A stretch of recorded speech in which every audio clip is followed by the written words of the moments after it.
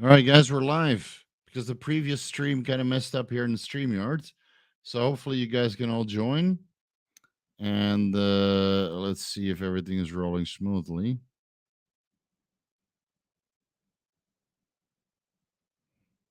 Let me see. All right, Vigorous Steve live. Monetization on, of course. You got to set that monetization on, dude. All right, hope you guys are joining in again. Yeah, I think good. I can see it now. All right. Oh my God. Yes. Yes. Fuck Google. All right. Now I can put the sunglasses on. What's up, my dudes? Let's try this again. Man, I have no idea why the chat reset and why I couldn't see you guys' messages, but hopefully all of you guys will be joining. And let's just give this another try. I guess the previous one was a little bit of a clusterfuck and a mess up. Ah, lost monetization. Too bad. I'm counting on you guys super chats to keep it going. Okay, the rules of engagement are as follows. Let's see. The rules of engagement are: we're going to do a no PED vigorous Q&A. So that means performance enhancing direct questions are not allowed. And if you want to get your questions answered, then you need to change your avatar to a meme, or preferably one of the thumbnails.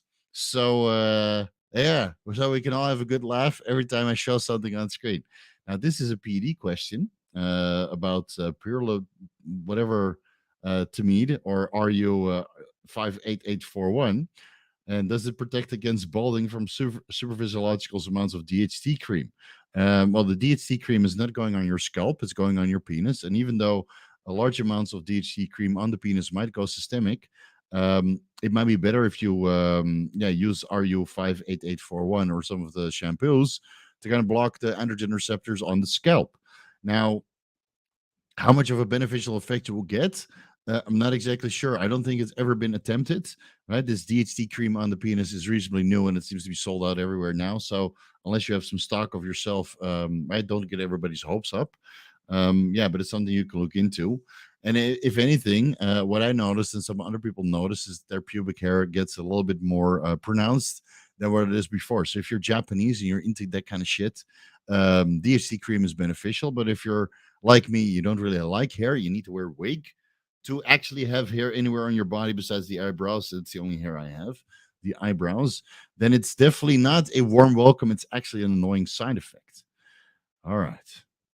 There we go. Dunsk. Back on live. All right. Look at that face. I love it. All right. Here. Fuck Google. He knows. Big Vic. Yeah. That's right. I love it. New avatar, baby. Good job. T Flow. Looking good. Just curious. Did you find all of the treasures, Korok seeds, and shrines in Breath of the Wild? Are you still trying to get 100% before letting yourself start Tears of the Kingdom? Yes, I did 100% on Breath of the Wild. Besides all the Korok seeds, it's 900 of them. I think I got like 570 something, close to 600, but not quite. I did all the shrines. I got all the treasures. I did all the side quests. The main quest, obviously. You get so OP that defeating Calamity Ganon is just something that you do with one hand while blowing your fingernails. Um, yeah, and then I put the game away for a while.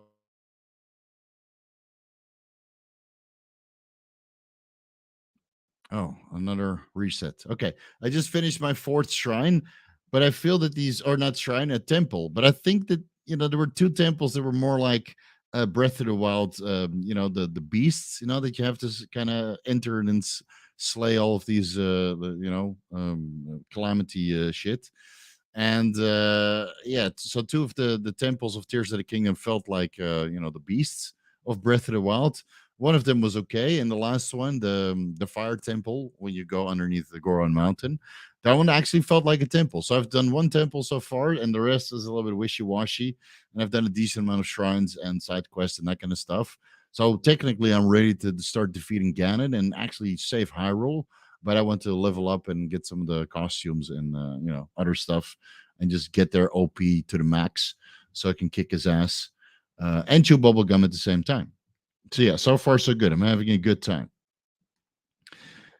J Joff. All right, it's one frontal bicep. Laughing my ass off. Awesome hair. Thanks, my dude.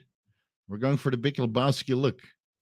Henry Pham, what are your thoughts on taking berberine throughout a bulk or year round in an effort to stay lean and not get fat? Would that negatively affect anabolism?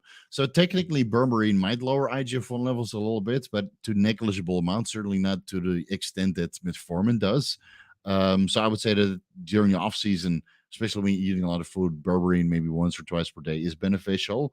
Um, yeah, and besides that, it might actually improve the insulin response and the IGF-1 response and the secretion of growth hormone because berberine, they say that one of its pathways is by inhibiting the D-peptidyl peptidase 4 enzymes, which are found on the cell membranes of most cells in the body.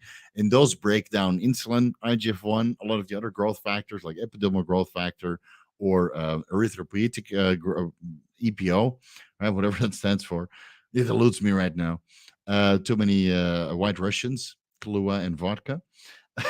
um, so this way you prevent the breakdown of those growth factors, and that way you might get a better response and higher growth hormone levels. Because even though growth hormone isn't technically a growth factor, growth hormone releasing hormone, which releases growth hormone from the pituitary, is a growth factor that the peptidyl peptidase 4 enzymes break down, and berberine apparently inhibits that.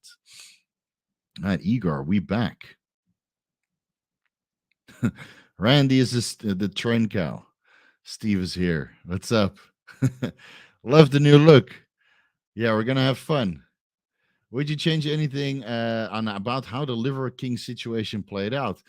Honestly, I just should have opened my mouth a little bit sooner because this guy just keeps going and keeps going, and I'm happy for him that he didn't really take a hit, and that the negative publicity he was able to spin into positive publicity. Right? That's any kind of publicity is good publicity, is what they say. But I don't know, man. It's no, not really. I should just open my mouth sooner and shared it with Derek sooner because this is a bad apple in the fitness industry, unfortunately. So yeah, it is what it is. It is what it is. But there's way more guys like the Liver King out there who have false expectations and unrealistic goals for the general population and package it up nicely with marketing, when in reality it's just about filling their pockets. Do they do any Q and A's where they answer questions? Nope, nope. Any donations to suicide causes? I don't think so. No, it's just about filling his pockets. Which fine, there's a large audience that you can fill your pockets on, and those guys kind of deserve to get their feelings hurt, or at least have a rude awakening, and that way they can make a better decision going forward. Anthrax. Hey, Steve, explain how I'm on prescribed. It's a drug question, guys. We're not doing any drug questions, but I appreciate you changing your avatar. All right, here we go. Nice. I sold my Nintendo Switch, but I'm getting a second thoughts because the new Zelda. I love Breath of the Wild. Why can't they sell it on PC? Well, they have a PC version. You just have to install Dolphin. That's all. Is it Dolphin or another one of those emulators? So yeah, you're going to have to figure it out. Just don't talk about it to Nintendo publicly because they'll start harassing your YouTube channel. So yeah, your Nintendo doesn't really love their fans, but they do produce good games. I'll be honest about that. All right, Kevin, who's this? Is this Obi-Wan Kenobi? No, it's Judo. All right. Kevin didn't get the memo, but we're going to answer his super chat anyway. Best protocol for bone fracture healing. Watch the videos about tendon and connective tissue health. And there I talk about TB500, BPC 157, and everything else that can help with a bone fracture. And vitamin D3, 5,000 IUs, 2,000 or 2,000 micrograms vitamin K from Gero formulas to help with calcium deposition into the bones, basically the skeletal bones.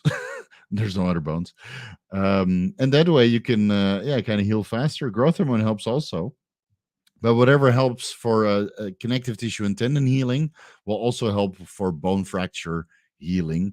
And then you can look into the bone mineralization compounds like nandrolone and testosterone. Quite good to restore some magnesium, phosphorus, and calcium in the bones. Let's see. Let's answer some cool questions. All right, let me scroll down a little bit. Let me see. I can't even see if you guys selected a thumbnail of mine or not. Ah, this one. Igor, thoughts on acupuncture? Oh, so far so good. So I've been doing acupuncture every week with various needle links, and I did notice the most noticeable thing that I experienced is that my calves can contract 10 times better, and that some of this like annoying edema that I sometimes have around my ankles, not because of kidney failures, guys, but simply because of strenuous workouts. The what is it? The lymphatic system sometimes gets a little bit overworked. That's no longer there. So I actually have veins from the top of my calves to the bottom of my calves, right into going into my feet.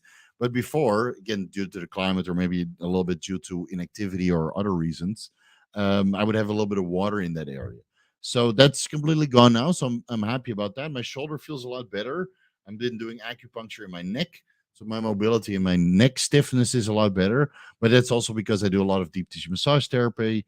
And my acupuncturist is also very good at, mobility work. So he stretches me out and does a little bit of active release and all that kind of stuff. So I'm just doing everything I can to keep my body as fresh as possible. And then this week, while I'm taking a month off, or this month while I'm taking a month off from the gym, hopefully I can recover everything. And I think the shoulder is a lot better, but still not 100%. And then, hopefully by the end of the month in July, man, this hair, so annoying. Hopefully by the end of this month, everything will be good to go, and then I can start training normally again because I am getting a little bit pudgy. Yeah, but I do like the acupuncture stuff. And even though I'm sure a lot of guys are going to say, "Oh, there's no scientific evidence that quack acupuncturist worked," well, a lot of stuff that the bodybuilders discover eventually gets proven by science, and I don't need science, from a PubMed study to make a decision on what I'm doing with my body. It's good to have it there, but if it's not there, I'm still going to do it. If it works, it works, and I'm going to give it a fair run of about 6 months, just like anything. Try it for 6 months, and if it doesn't work, okay, I'll still use this guy because he's good at deep tissue massage therapy and an active release, right? So this guy is a saint. Yeah, book him. Book Takashi if you're in Thailand. He's really, really good. All right, let's scroll down. Geoffrey, Verity, Schofield is not natty. Changed my mind. I'm not really sure. I mean, he's good with his angles. I like him. He puts out a lot of good content, and I'm surprised with his lack of thumbnail editing skills or editing skills in general that he got so popular. But there's a huge market for natties, especially when you look big and freaky, and your angles, and you can look good online. Then yeah, you can grow. But I think he produces good content, man. He's open minded and he has an opinion on certain things, which I like. And whether he's natty or not, what I heard from Aaron, it's one of the reasons why he wanted to leave China, is that they're really cracking down over there because Geoffrey actually lives in China, right? They're cracking down on all the foreigners taking steroids and they arrest them. So yeah, if you're competing over there and you're into using performance enhancing drugs, then China isn't really the place to be. So a lot of these people got contacted on WeChat, and just some of the people starting to fish for PEDs if they're selling it or if they're using it. And yeah, a lot of people left here over to Thailand because they didn't want to be locked up abroad. And here in Thailand, taking PEDs is a non-issue. So if Geoffrey ever comes to Thailand and he passes past me on the way to the pharmacy, then yeah, then you guys know what's up. Or if he comes to Thailand and suddenly blows up, then he was probably 90 by the time he was during the time he was in China. But yeah, some guys who just look bigger than everybody else or better than everybody else, even though they don't use performance enhancing drugs. It's just the harsh reality of it. But yeah, could he be using performance enhancing drugs and lie about it? Of course. Everybody can lie about the use of performance enhancing drugs like the Liver King. And if the Liver King can get away with it for such a long time, many other people can get away with it too. Right, Mikey? Mikey O'Hearn? All right, let's see. Fuck Google. Guys, if you want your questions answers, make sure you change your avatar to my face so we can have my face on screen twice, right here and then right there. Ever taken psychedelics? You definitely answered on Bio Bros. I just can't recall. Yes, I've taken many a psychedelic in my day when I was in Holland experimenting with recreational drugs before I ever touched the performance enhancing drug. I tried LSD, I've tried mushrooms, I've tried philosopher's stone, I've tried well, ketamine, if that's considered a psychedelic, MDMA, and some of its variants that were used to be popular in the early 2000s. Those are considered psychedelics, but believing Huberman, it's no longer should be classified as a psychedelic. He did a good episode on MDMA and the benefits, the therapeutic benefits of MDMA. From my personal experience, if you take a high dose enough MDMA, you will literally see things. So don't do what I did back then. Yes, I have a decent amount of psychedelic experience, but that's all in the past because here in Thailand you can't really or you shouldn't really touch that kind of stuff because recreational drugs are kind of frowned upon unless it's weed, and they're even trying to reverse some of the weed regulations here. So if you want to come smoke weed in Thailand, do it now because at one point all those smart shops and those weed shops might no longer be allowed. Let's see. Any holiday plans for the future? Going to America, that's for sure. So I'll be talking at Swiss, and once those flyers or banners are out, I'll start promoting that on Instagram and here on YouTube. I have a 15-minute segment, and I'll probably talk about carrier oils. You know, that's I think that's my one of my bigger contributions to the fitness industry. So might as well do that there. I'll be at the Mr. Olympia, obviously. I'll schedule a couple of podcasts with people who want to do collaborations. And I might pass through Canada if Derek is up for it. And, Neotus from Star Wars Theory, they all kind of live in the same area. So I might as well meet up everybody, right? Drive all of their Lamborghinis. Because the roads for Canada are kind of made for that, from what I've heard, or at least, what is it called? Rich Cooper from Entrepreneurs in Cars. He also drives all these fancy sports cars. Seems that everybody in Canada drives fancy sports cars. So I'll definitely ride shotgun with those guys. And then I might pass through China as well. I might go to Japan, but those plans have not been set in stone yet. So for now, the only plan that's set in stone is America, maybe Canada, maybe China on the way back. Let's see. But no real holiday plans. Usually we kind of decide on the fly. Like last week, I went to Pattaya. That's how I got my terrible sunburn, as you can probably see. I got a horrible sunburn in the swimming park. There's a new swimming park in Pattaya, so I went through all of the slides twice, and then walk up a million different times to the point my toes and my quads started to cramp. Great, and I made a lot of good friends because I haven't been to Pattaya in the last couple of months because of drama. Yeah, and I'm sure there's going to be a YouTube video out there. Steve went to Pattaya. Oh no, just designing the narrative. Those guys, just let them talk. Those guys are nuts. Degenerates is the word for those kinds of channels. So yeah, I haven't been to Pattaya since because I didn't want to be subjecting myself to drama. But I went there unannounced, met a lot of cool people, a lot of good friends of mine, and then I came back to Bangkok. So that was my only holiday for 3-4 days. All right, next one. Let's move over. This hair reminds me of the John Cena on skit "You" on the Tonight Show. I can't remember if I watched that though. But yeah, I'll take it. I'm trying to go for the Big Lebowski look, but I can't really say that I'm successful. You were trying to go for it.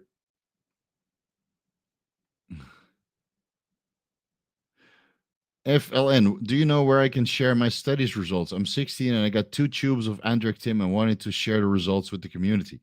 Wait until you're fully matured because Andrectim can shut you down, your HPTA.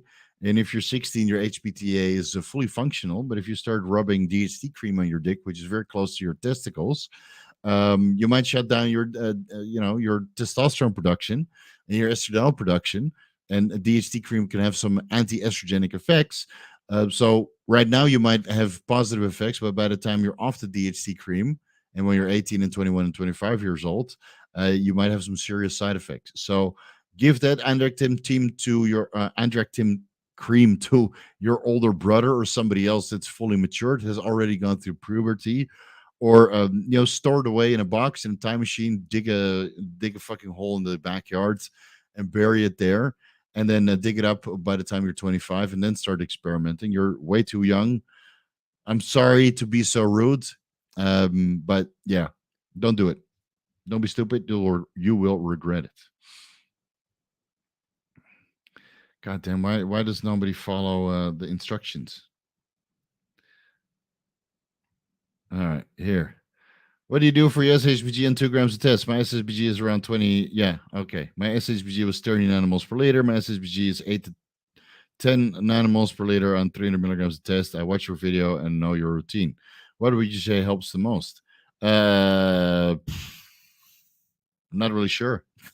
I'm not really sure why my nanomoles per liter were that high. I did daily administrations. My estradiol was not that crazy.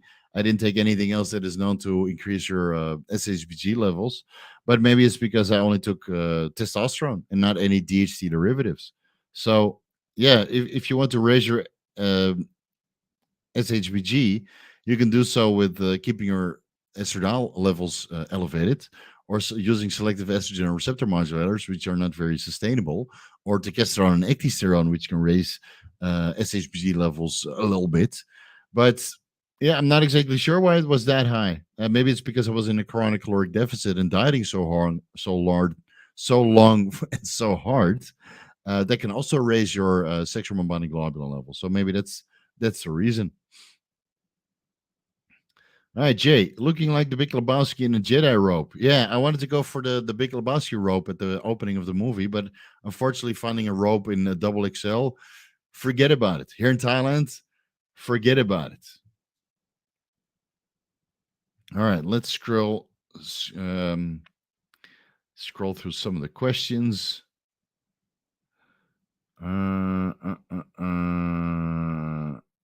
Guys, I see a lot of PD questions, but this is the no PD Vigorous Q&A. So let's do that next time.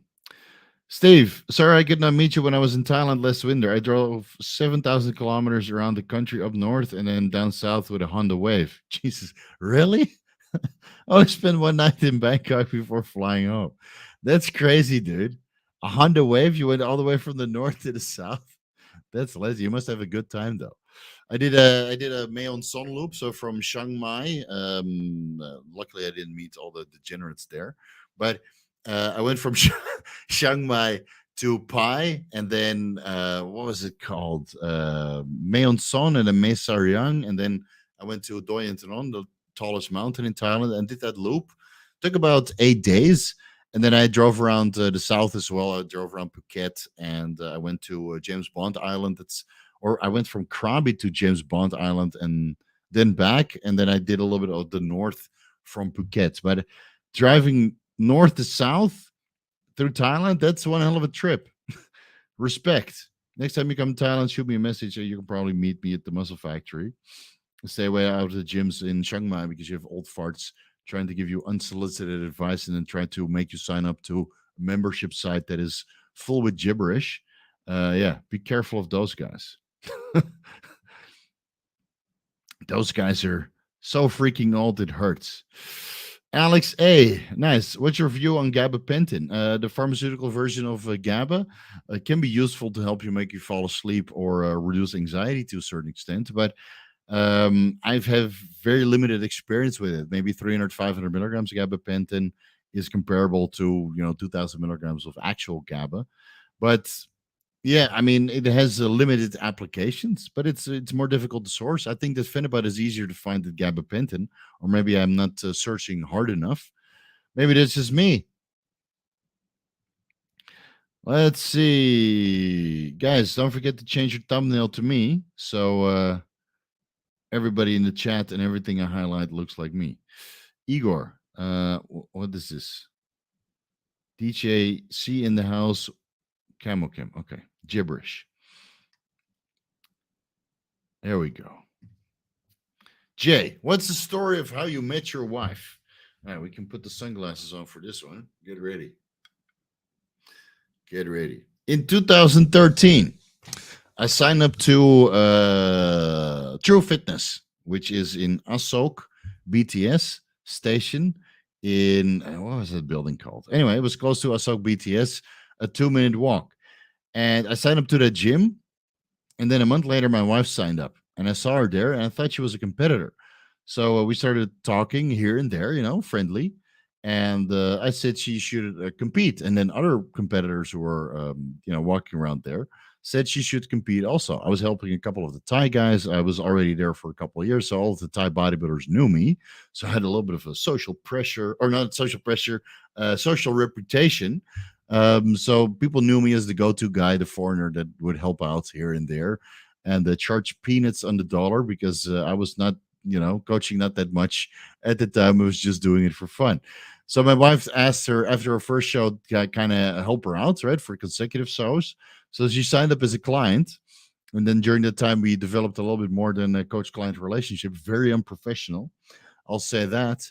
So I think she paid me once, and then yeah, I asked her to move in, and the rest is history. But we kept it secret for like 3 months, so nobody knew. So she would show up at the gym at a different time. Don't shit where you eat, right? I did that, but yeah, at least it was before the time of Tinder and meeting people online, and people pretending to be something else that they're not entirely, especially men and women in that social dating scene. Yeah, I don't think Tinder is a good way to meet people. So I met my wife the old-fashioned way. Um, I met her in the gym. We trained a couple times. I started coaching her. She started winning shows, but we were in a relationship before she did the first show with me. Yeah, so good times. Good times. But nobody knew about it. And then after 3 or 3.5 months, somebody asked us, "Hey, are you dating with Dan?" And I was like, "Yeah, she's been living with me for the last 3 months." So I think we had one date. Sent her home afterwards because you don't fuck on the first date on the girl that you want to have a relationship with. So I sent her home all hot and bothered. And then the next day I said, "It was a lot of fun. You should move in because we're both 30 and I don't want to waste any time." So she moved in, and then she stayed. And I think within 2 years we were married. But my idea was like, let's not waste any time because we were having a friendship for maybe 6 months at that time, 6, 7 months.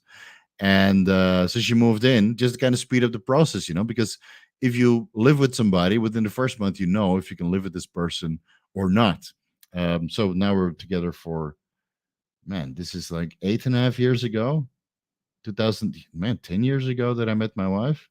Yeah, 10 years ago to the date, pretty much. Yeah, June 2013. So another successful love story, guys. Yeah, best decision I ever made. All right, let's move on. Sexo. All right, whatever that. I gotta take this glasses off. I can't read anything. All right, let's see, guys. I don't know how people do it with long hair.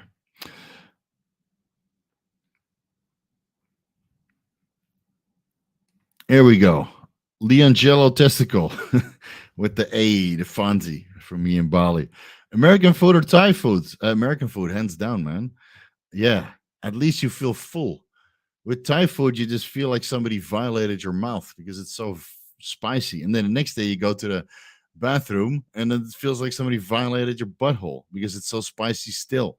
It doesn't digest. So I had my first my stint with Thai food when I first arrived here 15 years ago. I had all the the cookie cutter foreigner Thai foods, and I've had all the the countryside Thai foods, whether that's the north countryside, the northern food, or the Isan food, or the southern food that has a lot of Malaysian and Indian influence. I've had it all, and honestly, I'm kind of sick of it. So I stick with Western food. And if I have to choose between American food and Thai food, I would choose American food any day of the week, albeit the more healthier selections. Not when I went to America, where everything is with a side serving of fries that literally fills a bucket. So you order a pastrami sandwich, just a normal size, thick pastrami, nice. You can barely fit it in your mouth. And then 90% of the plate is fries. I don't understand how people survive over there. So I had two fries to kind of get, my ketchup craving in. And then I just eat the thing that I ordered. And then they asked me, "Do you want to take those fries home?" I'm like, "No, ma'am." No, man, that's way too much cardio, way too much cardiovascular disease for my liking. All right, let's scroll down a little bit.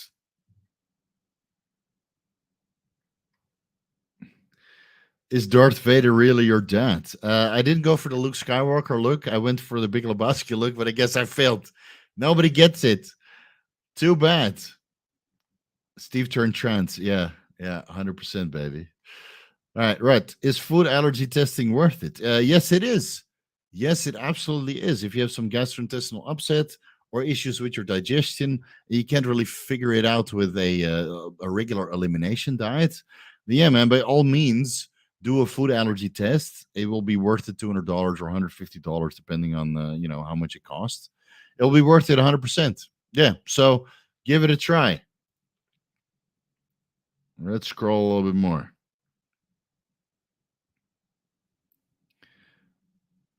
Uh,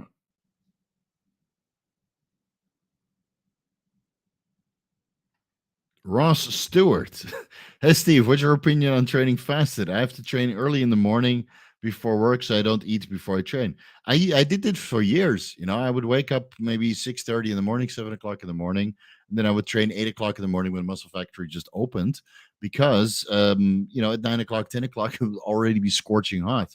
So I would literally just have a shake. Maybe some whey protein to flavor it, and then collagen predominantly, and a little bit of gelatin to kind of slow the digestion, and maybe some high brain cyclic dextrins or something with like the pre or the post workout from Gorilla Mind. I would mix that in, and then that way I had a great workout. I might have done some growth hormone administrations and carnitine administrations around the same time to kind of speed up the fat loss, and take some glycerol inter workout. But yeah, it's not an issue, man. If you have maybe 500 to 700 calories in your stomach from easy to digest food sources, so it doesn't mess with your digestion, make you feel bloated during the workout, especially on leg day, then I think that's a great way to train. I like to train in the morning, but right now I can't do it because I wake up at 12. So my morning is like 1 o'clock if I come to the gym, and then it's really, really hot, and there's a lot of people there, and then my entire workout session will turn into a vigorous Q&A, which is kind of exhausting. And I've had to tell many, many people at the Muscle Factory to please please let me train, because that's my 1.5 hours of the day that I can actually spend on myself and not help people. Yeah, sometimes you need some alone time, and that's in the gym. So people are like, "Hey, Steve? What do you think about MK677?" I just walk away. Yeah, I just walk away. Ross Stewart, what's your hobbies outside of lifting weights? I like traveling. I love traveling a lot. I like to play Legend of Zelda, but it's only a once in a 5 to 6 year occurrence. So that's what I'm doing right now. I'm playing the Legend of Zelda. I don't know.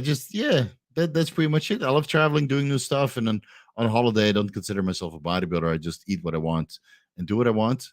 And whether that's risky stuff on quads, the quad bikes, right, with the four wheels, or going to the theme parks or whatever. Yeah, I just like to do new stuff, because bodybuilding and fitness is so monotonous, right? You eat the same food every day. You go to the gym 5 times a week. You do your daily fasted cardio 6 times a week, and you take your over-the-counter supplements. And every day is the same day, and it kind of blends into each other. And even though you look great in the mirror, after 2 months of that, I kind of get bored, and then I need a little holiday to kind of take me out of that scenario. And even though you take a couple steps back, you get a little bit fat, you get a little bit watery, right? Because you eat whatever. At least in those 3-4 days, that long weekend, I make sure that I have a blast. Yeah, so I had a blast last week in Pattaya, going to all my favorite restaurants, meeting all of my favorite friends, and yeah, not going to the gym. A waste of time. Deepak, Steve, please tell me another crazy story. Crazy story about what? Give me an entrance. Igor, when training on gear, is it worth it to train 7 days a week, push pull legs, since recovery should be way better? I know you still need a day off, or at least 2 days off. So what I tell most people who do push pull legs, 2 days on, 1 day off. So you do push pull off, legs, push off. Where are we now? 6. And then I forgot. Well, the next one in that sign. So you have 2 days a week that you're off. You can't train every day, man. Even if you're on 2 grams of test, I would still need to take a day off here and there. So yeah, and otherwise you're just not training hard enough. But yeah, It's could you do it? I would just do maybe 2 days of cardio and then the other days push pull leg, so you can go hard and recover your central nervous system and schedule your deloads every 6 to 8 weeks, depending on how hard you train. Oh, we already answered this one. All right, let's scroll down.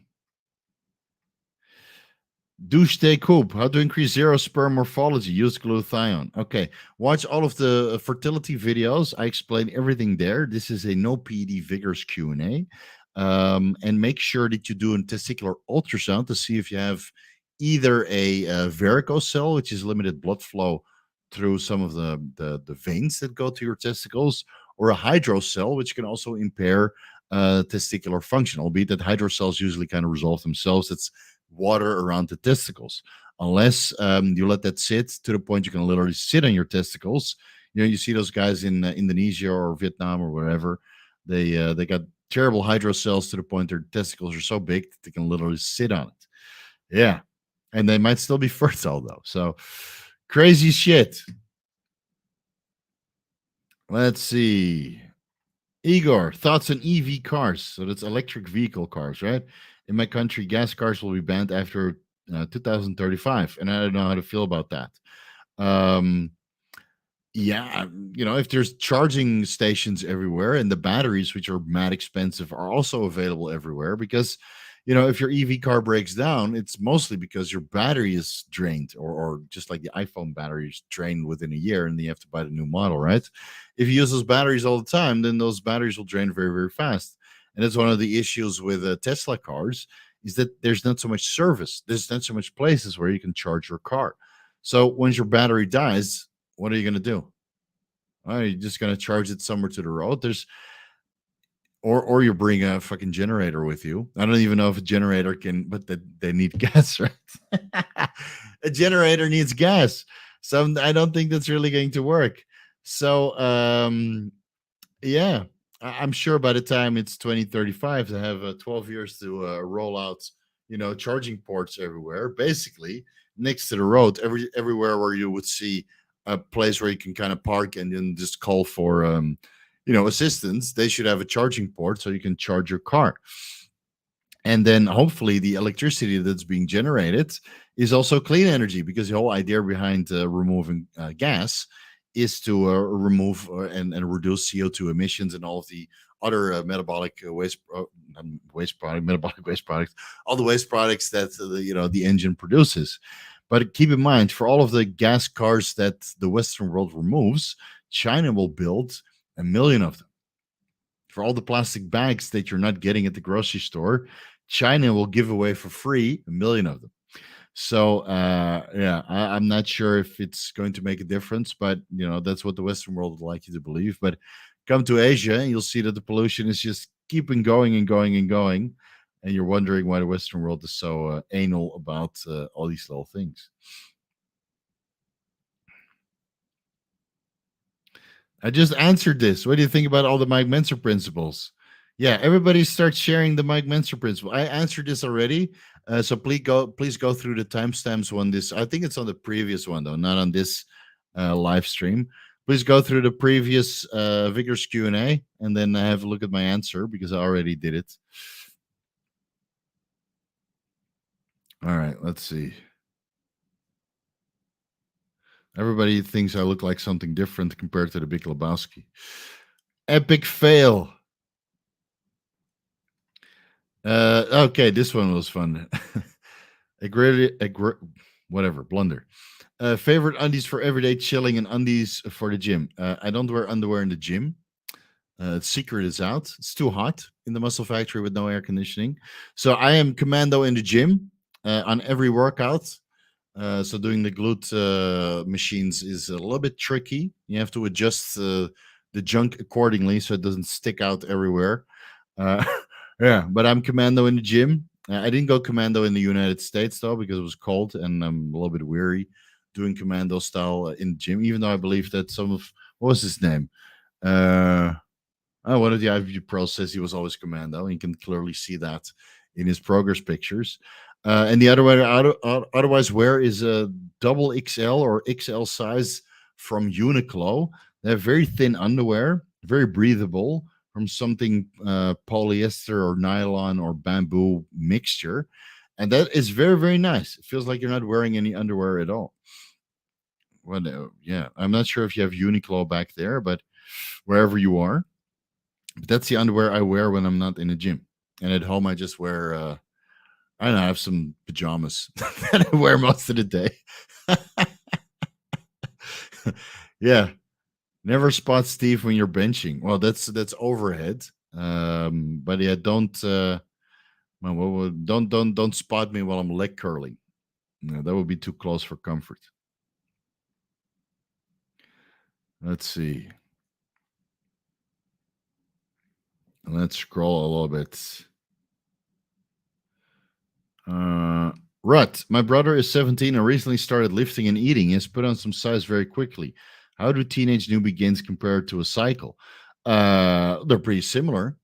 You have like growth spurts every time you do something new. So when you're 17, your hormones are sky high, you're eating a lot, and you start going to the gym while you're eating a lot and your hormones are sky high. Yeah, you make progress very, very quickly. And then at one point you plateau because, progress is food and hormone dependent.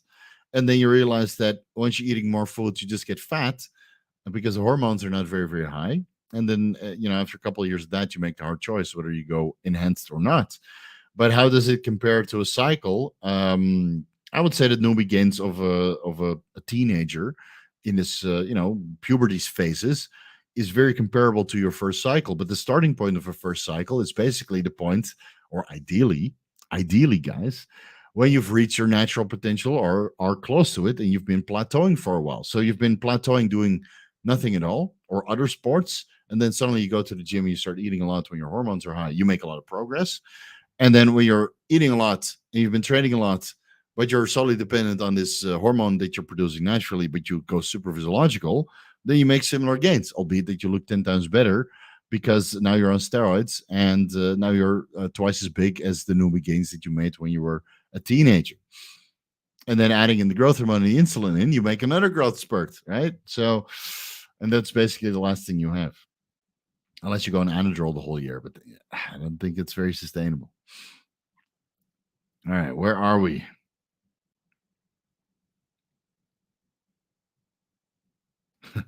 You get to know Steven on a whole new level. Yeah, that's why we do these no PD Vigorous Q&A, so you guys can ask me personal stuff. Instead of answering all these MK677 questions. God damn it. Alberto, what's your favorite console and video game? Nintendo 64, Legend of Zelda, the Ocarina of Time. Changed my life. Really, especially when you pull that sword out. Innuendo. Yeah, maybe a little bit. You pull that sword out, and suddenly you're an adult. Yeah, makes sense, right? And then you're like, holy shit. And then when you're an adult, or at least a teenager, and you realize that the whole world has gone to shit, that's a hard wake up call. Because it's exactly what happens when you're a teenager. That romantic phase of going to the theme park and your parents paying for everything. And then, this La La Land and the Santa Claus is real when you're still a kid. And then suddenly you become a teenager and you realize that your parents are highly flawed, just as retarded as you are, or maybe even more retarded. Santa Claus isn't real. And, going to the theme park and all that kind of stuff is not very interesting because you just want to chase girls, but you have no financial means or masculinity to chase girls. So you really, really struggle. And suddenly you're depressed because you want all these things, but you can't get any of it. Yeah, that's becoming a teenager. And that's exactly what happens when you pull that sword out and you're suddenly 15 years old. The whole world, yeah, Santa isn't real. I'm sorry. And then the whole world is fucked because some guy messed it all up for you. And that's why we hate Ganondorf so freaking much. That's why every video game want to stab my master sword through his chest. Yeah. All right. Next question.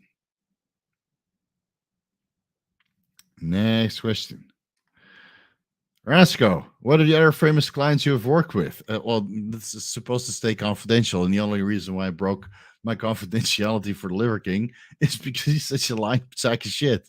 So everybody else is not a lying sack of shit, so I keep that to heart. And again, guys, I know I got called a rat and a snitch and that kind of stuff, but usually with people who are bad at heart, there's a pattern, and there's no pattern here. So I keep that to myself. Even the clients that I didn't really like working with, I still keep it to myself because they're not, trash individuals and lie to everybody else. So I made an exception for the Liver King, but I'm not willing to make that exception for everybody else that I worked with.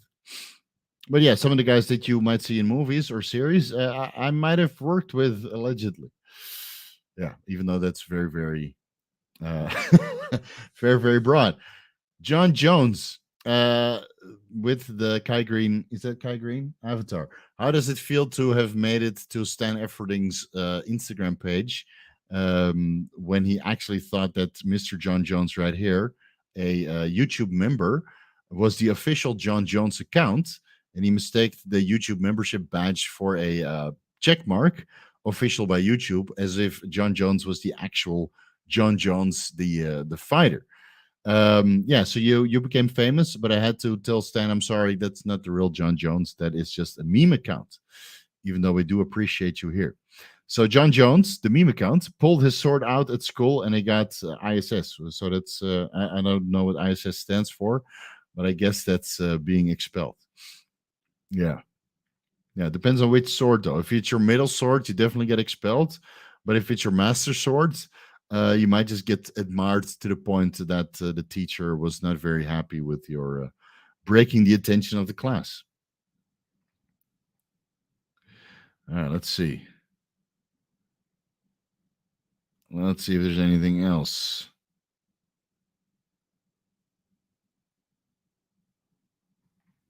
Thoughts on classic physique being more mainstream and preferred to the general audience? I think it's great because when I got into bodybuilding, I realized that I could never be an IFBB pro. And when I met Jay Custler in 2006, when he came to Holland after winning the Olympia, and I shook his hand and I saw him pose down, I knew for sure that I would never turn pro. So that kind of turned me off of the whole competing scene because I needed to level up so much, and I was drug free at the time. I needed to level up so much that it was just so unattainable.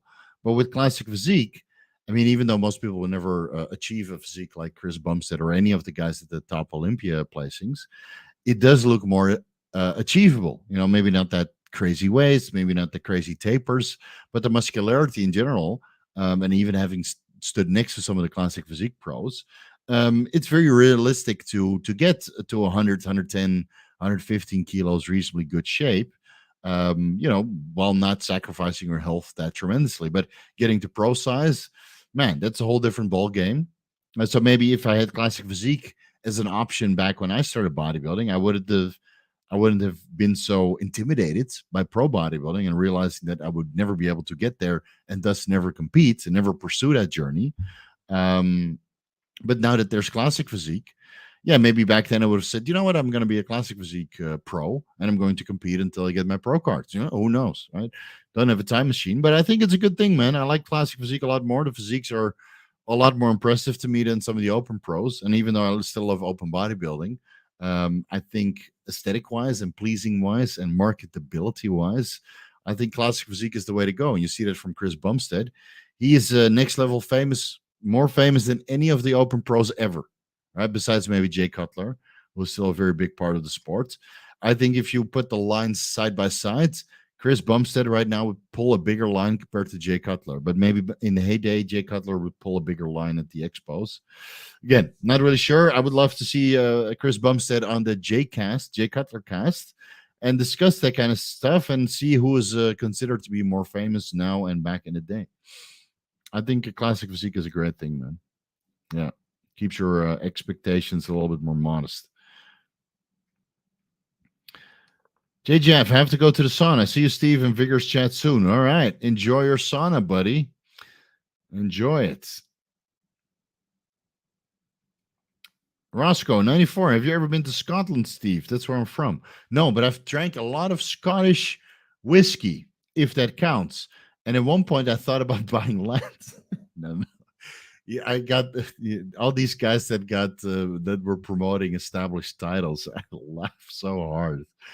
Is selling land in Scotland, and now you can call yourself a lord. No, I would love to go to Scotland at one point and maybe visit some of the castles and drink a lot of single malt Scottish whiskies, and bring some Cuban cigars to pair them with. But no, I've never been to Scotland. The only place that in England that I've visited, or the UK, United Kingdom, is Guernsey, which is a small island off the coast of France. And that's where I lost my virginity. So I have fond memories of Guernsey when I was 15 years old in August of 1998. Is that correct? Yeah, August 1998.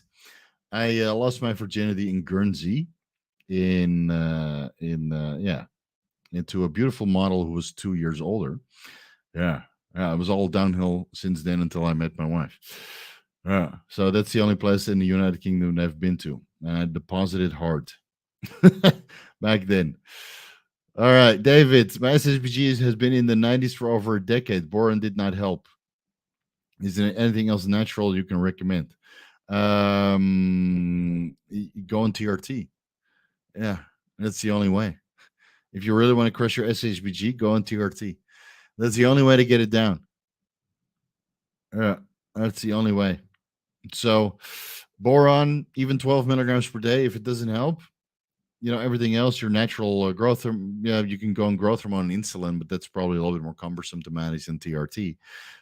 Growth hormone, insulin, and testosterone or other steroids, in that testosterone class, they are able to lower your SHBG, and thyroid hormones and caloric deficits, and just relying on your endogenous testosterone production, that will raise your SHBG quite a bit. So, oh, here we go. Irish whiskey is better than Scottish whiskey. Really? I know. I think I'm on my Scottish whiskey train. Ramon and Urs, do you think they can overtake Sebum anytime soon? No. Or only if Sebum messes up his prep or retires. I think if when Sebum retires, he'll go out like Flex Lewis. He'll go out on top with maybe 6, 7, 8 if he can last that long, because every year it seems like he wants to retire. But then he decides to continue. He's with Hanny Rambot. Hanny Rambot is one of the best prep coaches in the business, most experienced. He's got that unique look that nobody else seems to be able to duplicate. And Hanny Rambot doesn't miss, dude. Andy Rabbit doesn't miss. Yeah, with Phil Heath, he missed a little bit, but how much was Phil listening? And he had that, intestinal strangulation and a couple muscle tears here and there, which took away from his look, especially when his midsection was wider. But, generally speaking, Hani Rabbit doesn't miss. So as long as those two team up, I don't see that Ramon Dino or Urs Galsinski, beat him anytime soon. But yeah, if he tears his bicep again, or he has another injury, then yeah, of course you can slip a placing, and then Ramon is probably next in line, or Urs will shoot up, but Urs, has got weak arms, and Raymond has got a weak back comparatively. So they need to overcome those roadblocks for them to be really competitive, and I don't think they'll knock down C-Bum when he's at his best. Just like nobody was able to beat Flex Lewis at his best, or Ronnie Coleman at his best. They had to be significant. Well, Ronnie Coleman had to be significantly off for Jay Cutler to beat him. And Flex Lewis retired on top. Podcast with Hanny Rambot soon. I don't think so. Bodybuilding is very clicky. It's so difficult to get to some of these guys. And even though I like Hani Rambot a lot, and I really respect his craft, and I think he's one of the best coaches ever, he never ever opens about performance enhancing drugs. And I don't think he's even tried most of the performance enhancing drugs that he recommends, because he did one prep natural and he looked great. Don't get me wrong. But, I don't think he's ever tried most of the PEDs that he recommended to his clients. So, but honey, you're welcome to prove me wrong if we ever do a collaboration. I just don't think it's going to ever happen. But I would not be opposed to joining him on his podcast. Not at all. All right, let's scroll down a little bit. Tonga Ali binds SHBG. Yeah, but it's honestly, dude, it doesn't lower it that much. Maybe 5 points. So you can give it a try, David. Feel free. It's an easier way to get it done. You get some Gorilla Mind Sigma, see if it can lower your SHBG. But I doubt it will get any lower than 80. All right. Let's see if there's another question by myself. Because again, guys, you got to change your avatar to me. And that's how we're going to answer these questions. It's so funny. You give people instructions, but nobody everybody's like, yeah, whatever. No PEDs. Okay, we won't sign up. Forget it. Does Steve believe in aliens? I think they're out there. Yeah, I think they're out there. I think they're mad disappointed though. I mean, humanity is. I don't know. It feels like it's kind of failing, in my opinion. At least humanity as a whole. There's a lot of good individuals to kind of push humanity forward, but I think those are the large or the small minority. So yeah, if aliens are out there, they're probably out there. I mean, the chance of life existing outside of this planet are vast, but since the universe is vast also, I think the aliens are either very very far away, or they were already come to a huge civilization, and the civilization destroyed itself or got destroyed, or they transcended into machinery for everlasting life. They um, removed their biological form and went the machine route. And but they're so far away from us, or such a different time period, so relative to the universe, that they would never ever come here.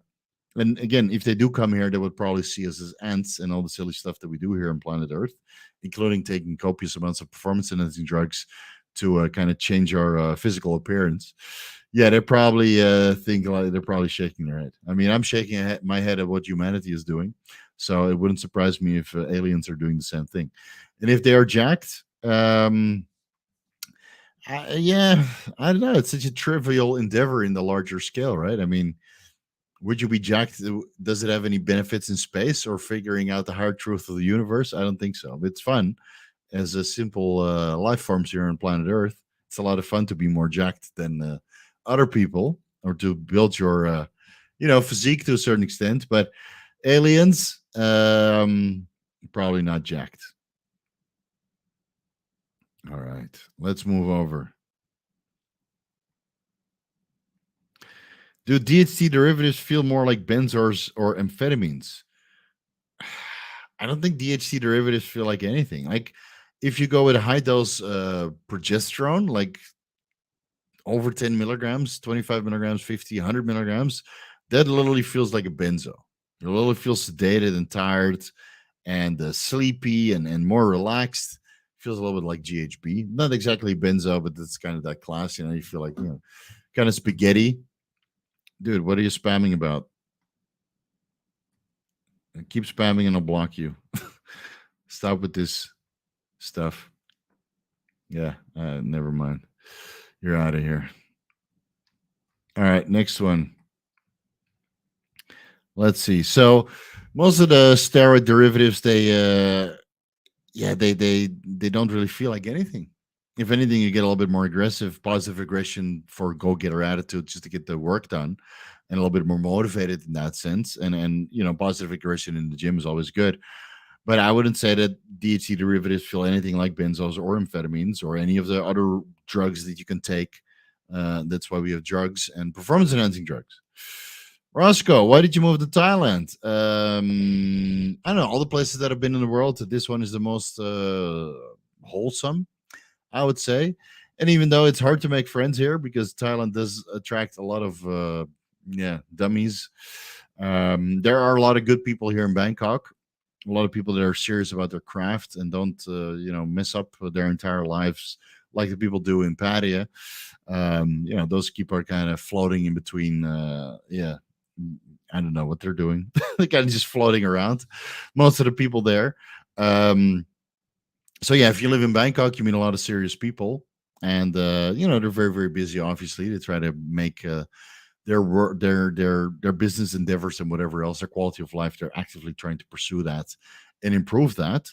And I did not get that same effect in Holland. In Holland, I felt that everybody was just, or at least at the time, I felt that everybody was kind of average and struggling, staying to be average and not trying to exceed beyond their what the government wanted them to be. So the only way I could achieve what I wanted out of life was by moving out. And I felt that living in Thailand, especially Bangkok, I was surrounded by enough people who are go-getters and hustlers and people who want more out of life and actively try to improve their life. And I'm sure you can get the same thing in Dubai. I felt the same drive and power of individuals there, and I felt the same thing in Las Vegas. But all things considering, like the easiness of life, I think Bangkok is the best place to be. Dubai is a little bit more cumbersome. Las Vegas, America, is a lot more cumbersome. Still worth it though for some individuals. But yeah, Thailand is so easy to set up and live in, and as long as you got money coming in, then and still reasonably cheap compared to other places in the world, I would say all things considering, Bangkok is still the best place. Albeit that it's yeah, it does come with a laundry list of side effects. I would say because it's not easy to live here. Oh, Trend Man is back. What's up, Trend Boy? Trend. What's up? What's your hair protocol, Steve? You send your assistant to Pratuna Market, and you get the best matching wig for the Big Lebowski. This was the best I could do, the best robe I could do. But I don't know. Everybody thinks I'm a Jedi. Should grow that little Padawan, thingy here, the Padawan braid. Man, this just moving through my hair, it feels nasty. Is my hair natty? Very. Yeah, this is very natty. It might be synthetic though. I'm not sure. This was like a $20 wig or maybe even cheaper. And I got like $3 sunglasses, which I can't see the chat if I use the sunglasses. So the sunglasses are off. Oh man, it's all my eye and shit. I gotta sympathize with women, man, having a long hair all the time, just trying to brush it out of their face and kind of tickling your nose all the time. Yeah. I don't know how people do it. I prefer to be bald. All right, let's scroll down a little bit. Ooh, a lot of questions. That's what I thought. He thought he was maybe a Jack Jesus. Now I think all the Christians would go insane if I start dressing up like Jesus. Even though Jesus Christ Superstar is a great movie, but he had a goatee also, right? He did look more like the dude than I look like the dude. Too bad. Ever do any fishing in Thailand? It depends on what kind of fishing you mean. I did a lot of fishing in the nightclubs, but never in. Did I ever go fishing here? No, I went fishing in Vietnam, and yeah, that's about it. I did some fishing in Vietnam, but when I was traveling there, but never did any fishing here. I did a lot of fishing in Holland. It's pastime activity because that was before social media. Nowadays, you're on social media, right? But yeah, back then I used to go fish, catch, carps and all kinds of large fish, and throw them back. Because you need a fish license. Mr. Fluidity, you said it's not easy to live in Bangkok. What are the things that aren't easy about it? Well, you're always a fucking foreigner. That's one of them. So it doesn't matter if you live here for a very long time and you speak Thai fluently and you even have a network of Thai people who are influential. You are always the fucking Farang. They'll never go away. And I know people who have fully integrated here with a Thai passport. They speak fluently Thai and even work for big Thai companies. Every time they come up, it's not by their name, it's that white dude or that foreigner over there. So you'll never integrate like you can integrate in the Western world. So that's one of the things. So I don't even bother anymore. Yeah, I'm no. I gladly pay my taxes and then some fees here and there just to have a good time, for the visa and stuff. And yeah, but that's about it. Traffic is horrendous, obviously. So every time I take my motorbike, I'm literally risking my life because the traffic laws and the people driving here are not as capable as the people in the Western world. That being said, I haven't really had an accident since that first time I crashed my motorcycle because somebody ran me off the road in Kanchanaburi. So I only crashed once, but that was a big one. So at least I got my cosmic card dealt already. And I don't think it's going to happen again because I drive a lot less fast than I used to. What else isn't easy? Again, a lot of the foreigners are kind of shit. Thailand attracts a certain kind of people. A lot of driftwood, a lot of degenerates, a lot of broke ass people who just want to waste their time and try to figure out what your financial capacities are so they can worm their way in. So you literally have to be a cowboy here and be, no should be your favorite word. A lot of people want to hang out. A lot of people want to get your time. A lot of people want to get your money, and so you literally have to be super super careful who you associate yourself with, and who you spend your time with. So that being said, the amount of friends that I made, I can literally count on one hand, and I've been here over 15 years. What else isn't easy? Food poisoning is a bit annoying. Even if you go to your favorite restaurant, even if it goes right 100 times, that one time you still get food poisoning there because, again, sanitation rules and the people in the kitchen are not that capable. Um, yeah, you get destroyed for a couple days. And I hate it when that happens. And every time it happens at one restaurant, even if I had 100 good meals before that time, I sent them an email, said, hey, I got food poisoning. I will never eat at your restaurant again. You know, you don't give them a second chance because there's plenty of other alternatives. And besides that, that's about it, man. That's about it. Thailand is not it's still the easiest place to live, all things considering. Still the best place. If I were to have to talk about Holland, then I could tell you a million more things on why Thailand or why Holland is a horrible place to live.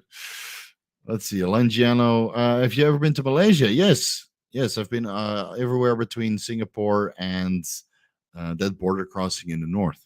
So I've been to Langkawi, I've been to Padang, I've been to man, what is it called?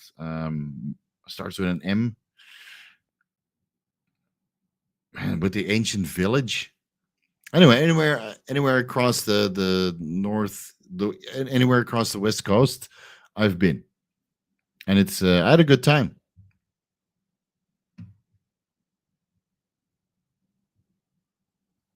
Let's see.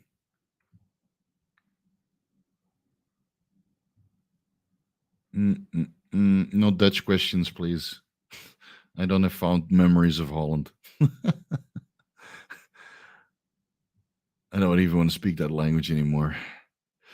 Sean Donnelly, what are your thoughts on Philippines and Vietnam versus Thailand? So I've never been to Philippines, but I've been to Vietnam. Vietnam is nice. It's a little bit not as developed as Thailand, even though the English literacy seems to be higher. When I was in Da Nang, it seems that everybody spoke quite well English, better than some of the places that I've been to in Thailand. So I like Vietnam. I like Vietnamese people. I like Vietnamese food. I like all the sites that I visited. Again, I've been everywhere between Sapa and Phuoc Island. So it's Sapa and Bentray, and well, I'm not going to list everything. It's way too many cities that I've been to, but I've been everywhere. Again, along the east, is that the East Coast? Yeah, the East Coast. And yeah, I loved my time there. Loved it. It was cheap too. 10 years ago, I was there. 12 years ago, I was there in 2011, backpacking and having a fun time. Yeah, Vietnamese girls very friendly. I will say that. But I've never been to the Philippines, and honestly, I don't see a reason to go to the Philippines. For the islands, maybe, but you can go visit islands anywhere. I don't particularly like Vietnamese food or Philippine food, and yeah, I don't know. Philippines never really attracted me. All right, let's move down. Wait, is that a wig? Yes. Trying to dress up like Big Lebowski, but I failed miserably.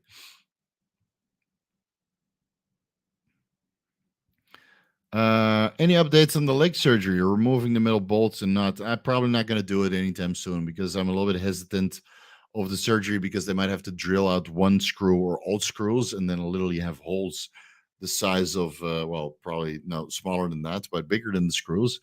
And then I might be so immobile that I won't be able to walk by the time I go to the Olympia, or at least don't feel 100% secure because it might take 6 months for those bones to kind of fully heal. So yeah, I might have to procrastinate the gyno surgery again after dieting so long, and I realized that the gyno is way smaller than I thought it was, and it's barely visible. So surgeries are postponed until further notice.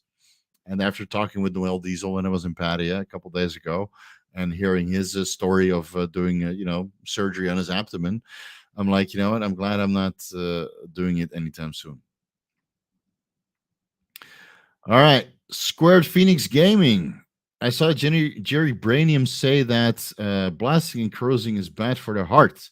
I've seen your videos on blasting and cruising, which is best for health in opinion, cycling or blasting and cruising. It does keep your heart enlarged, that's for sure. That's the case for most bodybuilders. And again, even if you're doing TRT, which most guys are not doing, and while they're cruising, they're doing a low dose cycle, TRT plus 250 milligrams a test. Some guys even cruise on 350 test. So yeah, then you're always on a super physiological amount of testosterone and always training hard and always have a little bit of elevated blood pressure during those strenuous sets. Yeah, and it might enlarge your heart. And it also means that your lipids are always skewed. And that might also be bad for your heart and cardiovascular disease and that kind of stuff. So,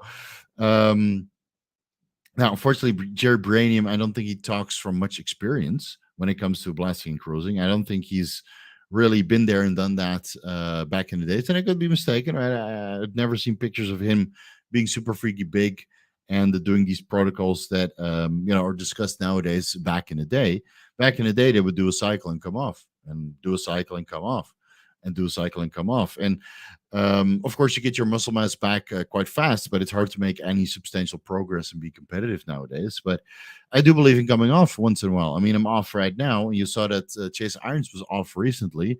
And look at all of the gains that he's made since then. He's in his best shape, in his best final form.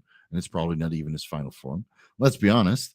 He looks the best ever. And it's probably because he took such a long time off trying to get his girlfriend pregnant. And we're still waiting for the news, obviously.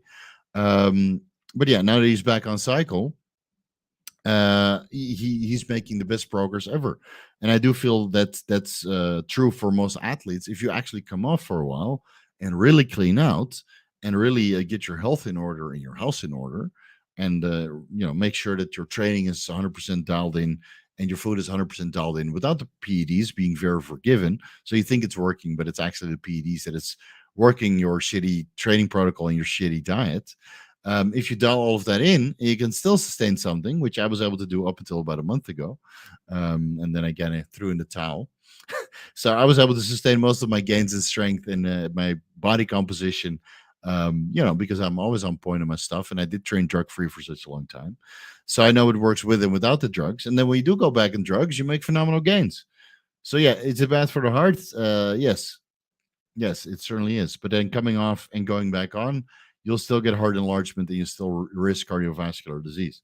So that's just the side effect of steroids. There's no easy way around it. All right, let's scroll down a little bit. I cruise on 150 to 200 milligrams. Yeah, so that's your lipids might still be skewed and it's still high enough for any heart enlargement just to stay there. Because I literally had to come off cycle and be androgen deficient and do copious amounts of cardio to resolve the little bit of heart enlargement which I had. Luckily, I don't have any cardiovascular disease, as proven with a CT scan. Man, I didn't drink any water today. Must be this wake keeping all the airflow out of my mouth. Mm. Mm-mm-mm.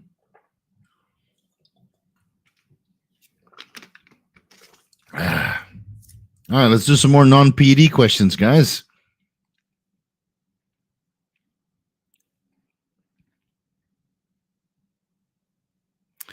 Chase said on a stream that they were successful. Okay. Well, whatever Chase says and whatever I know, we'll leave it up to Chase to make announcements. Let's see. Do you ever come? Every day, dude. Every day. John Jones, what do you think of Andrew Tate and his brother? I can sit about 2 minutes through it. I try to watch that recent podcast with Andrew Tate and the guy from Edutainment. What is it called? That podcast. He wanted to have me on, but then he had Liver King on, so I kind of not stopped replying. Yeah. Well, so Andrew Tate did like a 4-hour podcast with that guy, and I could sit through 2 minutes of it, and then I had to turn it off. Yeah. it's I don't know. So I don't know enough about Andrew Tate or his brother to really have an opinion. Everything that I've seen, I kind of didn't really like, but yeah, I mean, maybe somebody out there who does need a little bit of a masculinity slap in the face and some positive affirmation, and somebody who speaks with authority, maybe that's beneficial for them. But for somebody who's already accomplished most of his things that he wanted to do in life, and is financially secure and married an absolute stellar woman that most of these guys that talk about masculinity can dream about, can only dream about. Yeah, there's nothing new for me. So no, it's I don't waste my time on these guys that try to push super hyper masculinization, and all these men are not men anymore, and you should do this and that and this and that. How about you just be the best version of yourself? It's that simple. Yeah, whatever that is. What if that's even dressing up as a Big Lebowski and having a good time? I think that's the best version of me. Can I be better tomorrow? Of course I can. But just saying all these masculinity traits and this and that, it just makes me laugh, dude. Most of these guys are miserable secretly. They just try to project. Truck mount girl, long time no see. For healing and health, I'm considering BPC 157. I take Vyvanse and I hear it will block the effects of stimulants and get some depression anhedonia that doesn't go away. What are your thoughts? I've never heard that about BPC 157. That it causes depression and anhedonia. But Vyvanse and being such a stimulant and working on your neurotransmitters every single day, that might cause depression or anhedonia if you get an altered effect to the Vyvanse.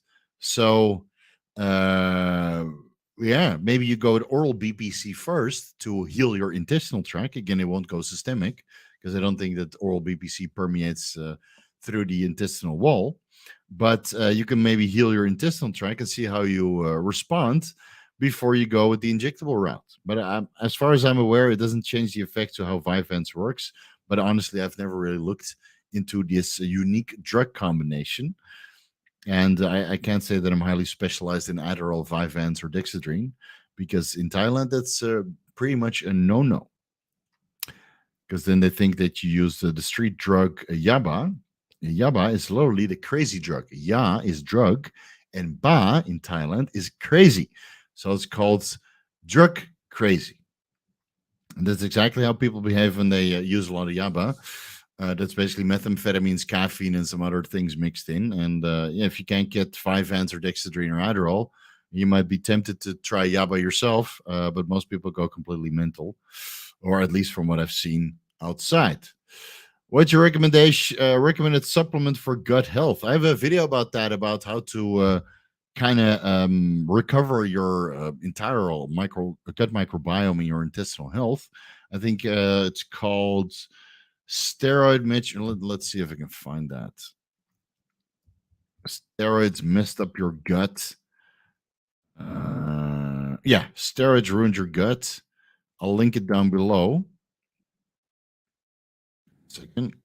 So what I'll do is I'll open up this one, and then before I forget, there you go, save. So if you refresh the page, you'll get that link to everything that I discussed there. Where are all the steroid questions? Well, there's still steroid questions, but dude, if I don't talk about steroids, people lose interest. So funny, right? So yeah, I'm the go-to guy for steroids, all things steroids and performance-enhancing drugs. But when people want to hear about being financially secure or moving countries or marrying your dream girl, that's too complicated. It's too much work. Too next level. Oxylix. Did you put a mustache on me? Is that what a mustache? Yes, you did. You are a fucking legend, dude. Nice work. Do you think fapping could induce gut issues? I found some strong correlation with myself that common worsens my gut health a lot. Hella a lot. Diet changes were not present. What do you think could cause it? Well, if you're fopping nice and deep and you're constantly hitting your lower abs, you might be causing some inflammation in that area, worsening your digestion. And that's a stretch. That's a stretch. So how about this? You stop fupping for a week and see if your digestion improves. And then the week after, you fup once a day for a whole week. So that's 7 fups. And then see if your digestion worsens. Give that a try. And otherwise, yeah, I'm not sure what kind of toys and what kind of rhythm and whatever. And I don't want to know. Trust me, I don't want to know. But yeah, you might just want to go with the actual sex and then see if that alters your digestion. But as far as I know, there's no correlation between fupping and gut issues. Oh, that's Sebum's face. All right. That's Cum's face. Yeah, Sebum's face. All right. Nice work. Epic Photoshop skills. Yeah, take shorter strokes. Yeah, but if you only have 3 inches, ooh, you can just rotate your hand. uh, yeah. Sucks though if you actually have 2 or 3 inches. All right, let's scroll through some questions. Drug questions everywhere. I thought we were going to do a no PED vigorous Q&A.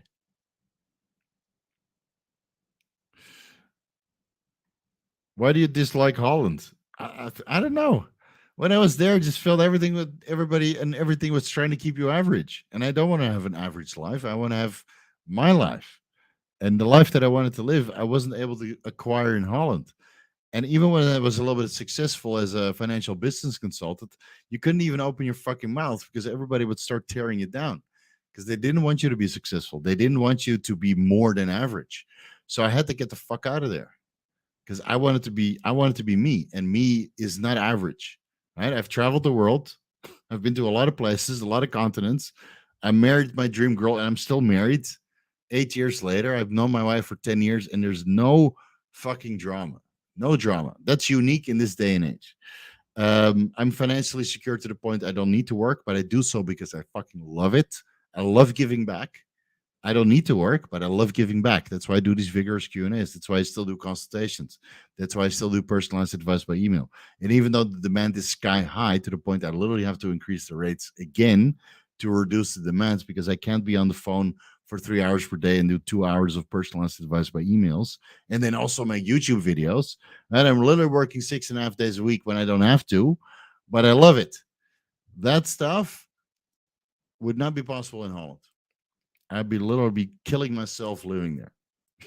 Literally. Yeah, with the amount of taxes that you have to pay and with the amount of negativity that surrounds you and the depressing, way the country is run. No, man. No. It's I'm happy I got out of there. Yeah, very happy. Very happy.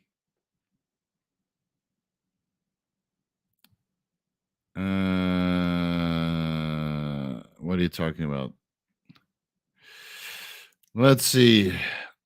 Suggestions on female hormone maintenance. My wife is 42 and is currently given a progesterone DPO shot every 3 months, but I've noticed she started to lose muscle mass and it's getting tendinitis. She's taking progesterone because extreme flow every month that would cause her to go to the ER. I'm not familiar with this, unfortunately. So keep in mind, guys, I'm not a doctor. I know a lot about performance enhancing drugs and how they affect men, but progesterone injections on a woman that's 42 because she has a very strong period, I would advise you to go with an expert on this topic, not some random dude that is specialized in steroids. Yeah, so unfortunately, I can't help you there, but I hope you find it out. All right, let's get some more questions going. Not about PEDs, though. We're trying to have a detox of the PED questions this week. That's why there's only 64 people. But when there's a PED Q&A, there's 150 people. Joke's on me, right? No. Sometimes you want to try something new. What is this? Talk a little bit Dutch. I never heard you doing that. Yeah, I made a video in Dutch one time, and then I got so many dislikes that I had to remove it. Nee, ik spreek liever geen Nederlands. Te veel slechte herinneringen uit Nederland. Ik praat Nederlands met mijn familie als ik hun bel over Zoom of Skype of StreamYard. Dan praat ik nog wel Nederlands. Maar het raar is dat mijn Nederlands accent is nu vermixt met een Engels accent. Dus elke keer als ik terug ga naar Nederland of ik spreek met Nederlanders, dan denken ze dat ik een Amerikaan ben. So, joke's on me. Have you lived in any other part in Thailand besides Bangkok? No, just Bangkok. I've always lived in Bangkok. I've been everywhere. Chiang Mai, Chiang Rai, Pitsanulok, Nong Khai, let's see, all of the the countryside areas. Man, I've been fucking everywhere. And I think Bangkok is the best place to live simply because the people are serious here. You got a ton of restaurants and shopping malls and the best gyms. And even though traffic is horrendous and the pollution is a little bit bad, I literally have like, filters, HEPA filters in every room just to keep the air quality a little bit better than outside. Yeah, it's a big city. So all the big city luxuries are there. And yeah, besides that, again, the best gyms and the best people are in Bangkok, in my opinion. And I feel that, when I go to Chiang Mai, people there are just lazy as hell. And I could be mistaken. I'm sure there's people in Chiang Mai that are working their ass off. But I feel that Chiang Mai is kind of like the place where dreams go to die. And people go to retire and just kind of do nothing. And I do know people there that are working there and they don't really accomplish anything besides negativity. So, no. I'd rather stay away from there. Phuket seems nice. Phuket seems to be leveling up. Quite a lot of serious people there. But even though the tourist industry kind of ruins it, and the Phuket police and Pattaya police are pretty brutal when it comes to tourists, I think when you work your way in and you have a little bit of a network, then it should be easy to live.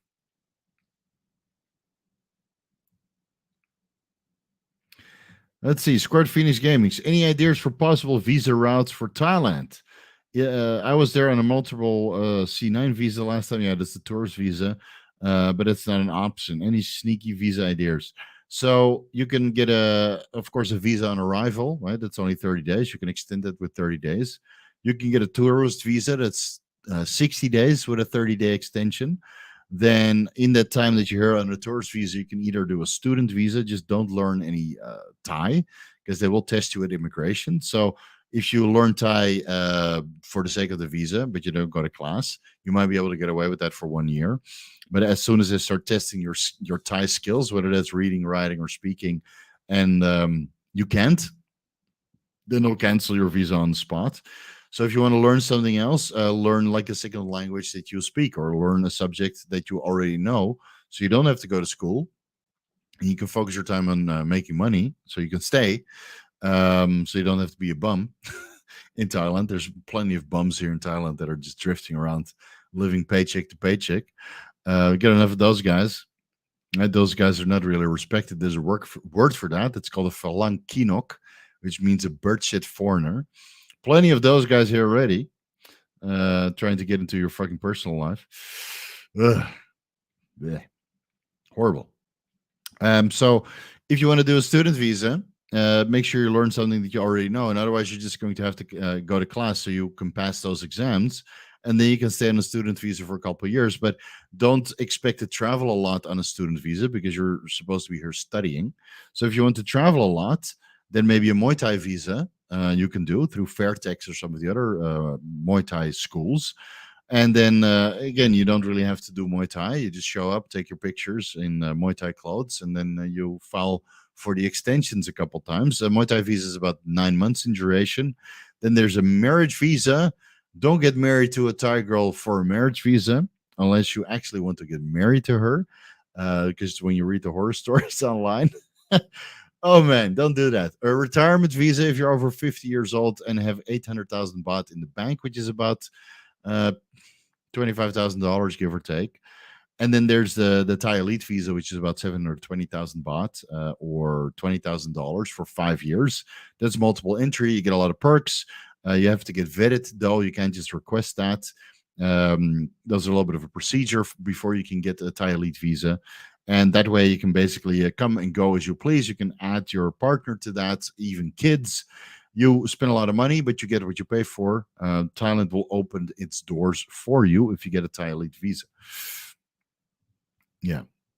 And then there's a retirement visa or an, what is it? Not a retirement. Man, what is it called? A volunteer visa. You can do that also, but I have no idea how that actually works.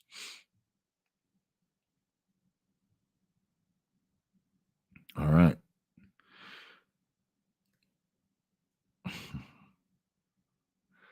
Let's see.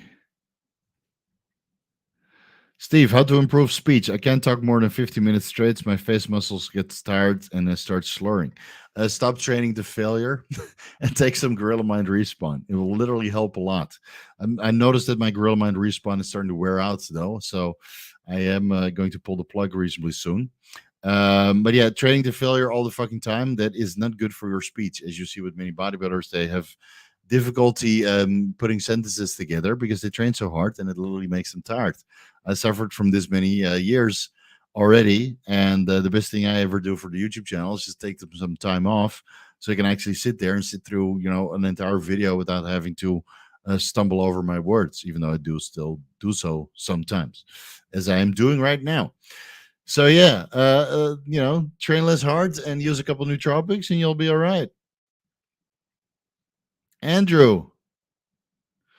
What? Andrew Beatty, did you troll me about the Mexican annotate? Lol. What Mexican annotate? I'm looking for a reputable testosterone AI and possible GH from Mexico. Love the buick. I don't know, dude. I don't know. Whatever is available over the counter is a pharmaceutical product.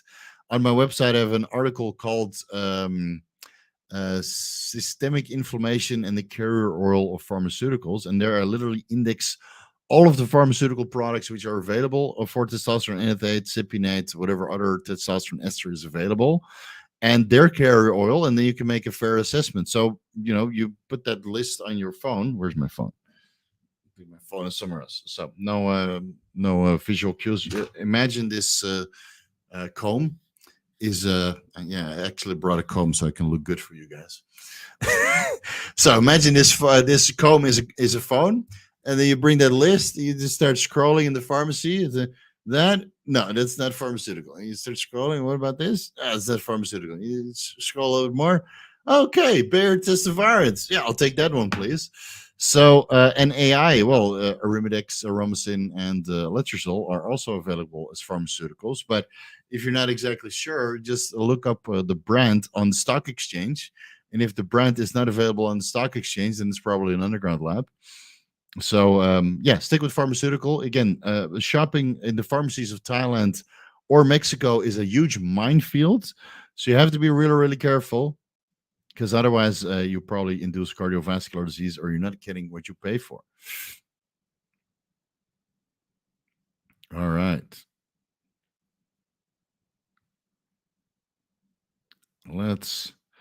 Andrew is legit asking for sources on a live stream. Yeah. Well, I have those on my website, so you don't even have to ask.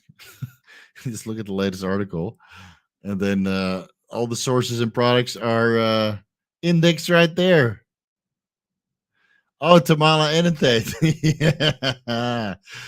That's right. Yeah. Tamala Enanthate. Yeah. That was a good one. I shouldn't laugh at my own jokes, but that was a good one. Yeah. I love tamales, though. Tastes good, man. I love Mexican food. Just the day after you fart up a storm. Too many beans. Too many beans. Too much guacamole, but that's my own fault. I love guacamole. Let's see. How do South Africans differ from Dutch people? I know we're pretty much the same. South Africans are interesting people, though. They're more like Australians than they are like Dutch people, I would say. A little bit more playful and a little bit less serious. And again, that's from the South Africans that I met in Thailand. I haven't been to South Africa myself. They seem to be full with jokes. But Dutch people, it takes about a year or two before they're full with jokes, because they're I know, so just like Germans and people from Scandinavia, always like a little bit, straight, a little bit too straight, not playful and not funny at all. But you take Dutch people out of Holland or Germans out of Germany, and they get playful and funny too. So maybe that's the case for South Africans that I've met here. I don't know. They think they're pretty much the same. I can understand a little bit of South African just like they can understand Dutch. So if I want to talk with Noel Diesel in Afrikaans, then we can. Yeah. Or he speaks Afrikaans and I speak Nederlands. And then we can kind of, piece it together that way because it's very, very similar. Roscoe 94, do you enjoy watching any sports? Does water sports count? No. I don't really watch any sports. No, I do sports. Well, besides this month, I'm taking a month off, but I don't I don't really watch any sports. No, I have limited time. So I watch the cryptocurrency news channels and a little bit of the bodybuilding news channels and a lot of the anti-aging stuff, Peter Attila, that kind of stuff, Huberman. But I don't really watch any sports. I think it's a waste of time. I'd rather do sports and then call it a day. All right. Let's see if there's anything else interesting to answer.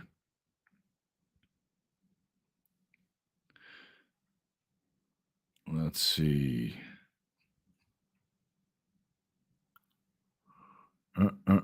What is this?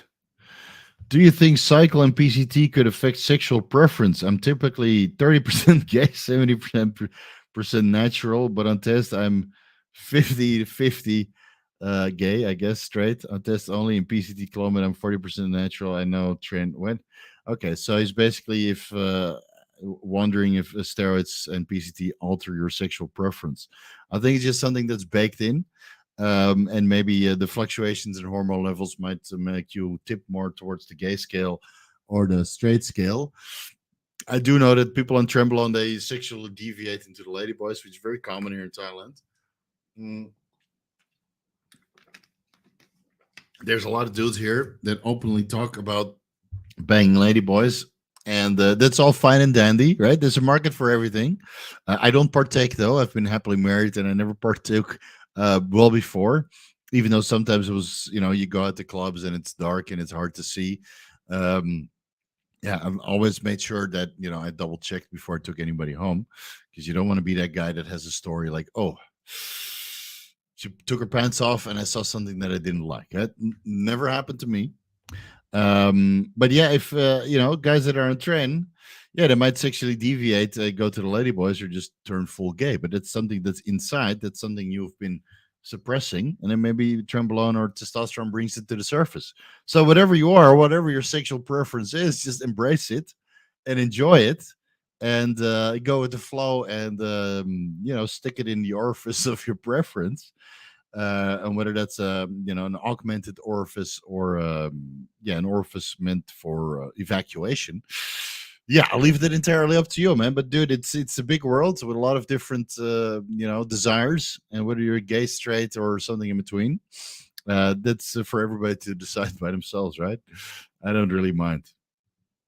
Yeah. But if you're gay or into ladyboys, it just means that there's more women for me. So even though I'm married, so right, I'm off the market too. But when I was single, yeah, it just meant more women for me. So by all means, man, the more gay people, the merrier, because then I get to pick and choose more women, right? The dating pool would be better, less competition. Let's see. Mustafa Saleh, is there any way to bypass the doping test other than the time of detection, for example, a WADA drug test? Yeah, if you figure out the metabolic pathways and how to speed up the metabolic pathways and make sure that everything is excreted faster than is done with those studies that, that are free for everybody to read and review on PubMed regarding the detection time of certain drugs and their dosages, then yeah, you can speed up the doping test, no problem. Would still be advised to adhere to the detection time just to play it safe. But yeah, if you have all the means necessary to speed up metabolism and you can do anonymous drug testing just to make sure that you're drug free before the actual drug testing takes place, you do those drug tests anonymously, then there's a lot of ways. But from the upcoming Summer Olympics, I will not be able to do any consultations regarding drug testing anymore, because I think by that time all of my knowledge will be outdated. Because every Summer Olympics they'll roll out new drug testing parameters and methodologies and testing equipment, and I think a lot of people are going to get popped at that time. And I don't want to spend all of my time keeping up with the drug testing, because it's a very small amount of consultations that I do, and the amount of time that I need to spend just keeping up with all of that would be a bad return of investment. So you guys have up until the next Summer Olympics to do how to pass the doping test consultations with me, and after that I'll specifically mention it on my website. No more doping consultations, because you'll fail, because my knowledge will be outdated.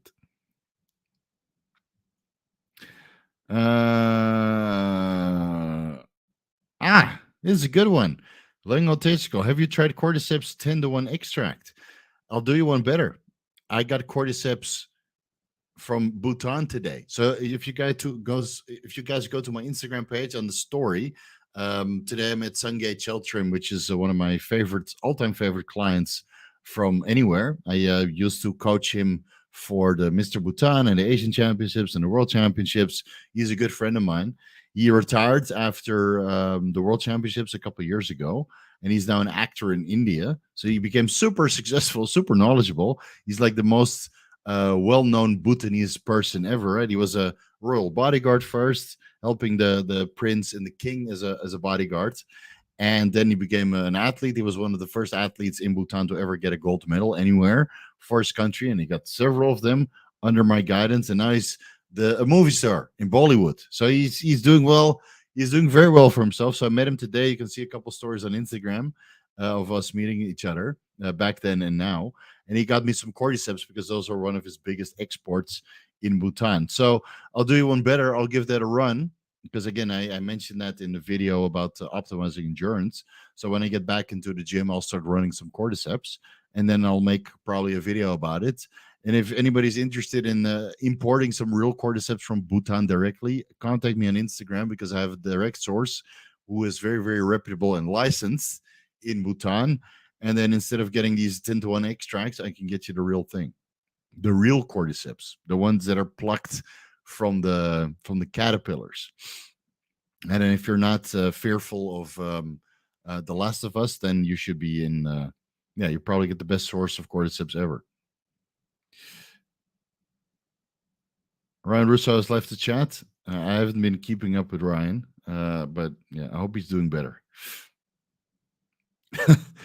Steve, I'm worried that wearing a wig will lower my testosterone. I want you to continue to have strong swimmers. Yeah, I tried to dress up as the Big Lebowski, but I can't say that I'm successful. So we're just trying to do something fun, guys. Just trying to have fun with it, trying to enjoy ourselves.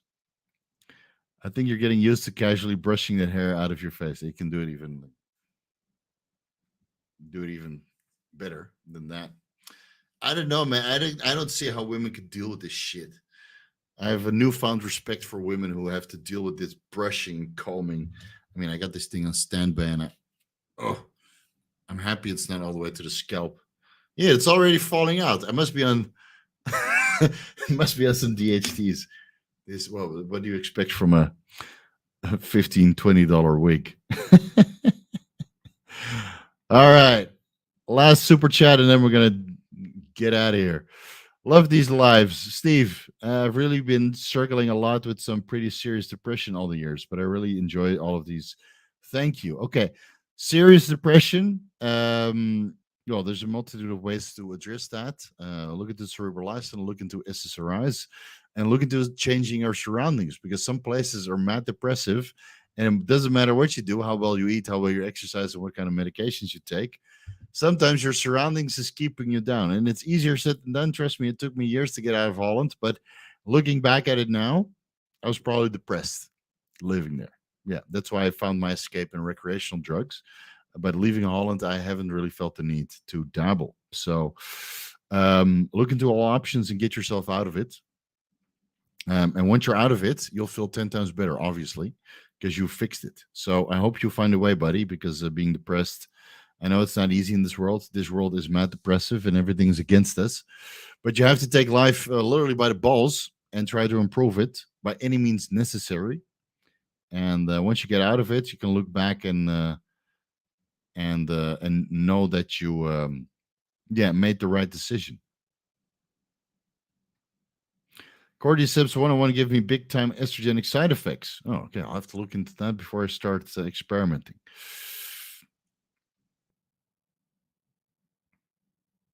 Let's see. Taking an SSRI is one of the best decisions I ever took. Yeah. The problem is once you get off of them, the withdrawal is brutal. I wish, I wish I knew about that a little bit more extensively when I started dabbling with fluvoxamine. But yeah, it's oh, my ear's visible. I gotta hide it. Yeah, I wish I knew about that. But as soon as my wife's pregnant, yeah, I will start going back on fluvoxamine or maybe experiment with that viroxetine, which apparently induces a little bit more neurogenesis and doesn't have some of the side effects, mostly gastrointestinal side effects. All right, guys, let's wrap it up. Thank you all for joining. It's I know it wasn't very interesting not answering any performance enhancing drug questions, but sometimes yeah, you can't be answering all the same questions about PEDs every single time. All right, sorry about the mess up earlier on about the previous Vigorous Q&A. The next episode we will be without this thing. I think I'm going to toss this in the trash or maybe leave it at there's hair everywhere now. Maybe leave it at one of these places where they do role play. Yeah, I could leave this at some of the go-go bars. Yeah, some of the girls might like this. All right, that is out of here. Thank you guys so much. I'll see you in the next Vigorous Q&A. We'll discuss performance-enhancing drugs just as always. And then maybe a couple months later, we'll do a non-PED Vigorous Q&A again so I can kind of decompress from all the steroid questions. Guys, I'll see you next week. Hope you have an awesome weekend. I will be watching The Flash tomorrow. Don't spoil it for me. I'm looking forward to resetting the entire DCEU and then have a new guy at the helm. Hopefully do a proper Batman and Superman movie again. See you guys next week. Take care.